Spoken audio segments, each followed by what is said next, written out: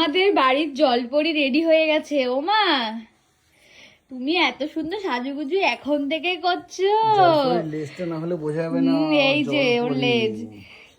শোন, আমরা আন্দামানে যদি ওকে নিয়ে যেতাম তাহলে কিন্তু এরকম টাইপের একটা ড্রেস পরাতামই, বল। হ্যাঁ, হয়তো লেজ ফেজ থাকতো না, কিন্তু ওপরের পাটটা থাকতো। হ্যাঁ, ঠিক আছে, আমরা ওকে একবার সমুদ্রে নিয়ে যাবো, ঠিক আছে? হ্যাঁ, সমুদ্রে নিয়ে যাবো।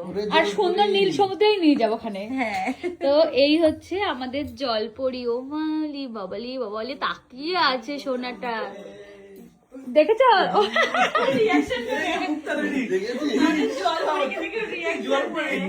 চলো এবার তাহলে নিয়ে যাওয়া যাক। হ্যাঁ, একটু মুডটা ভালো আছে, মানে খেয়ে দিয়ে বেশ একটা ঠিকঠাক আছে।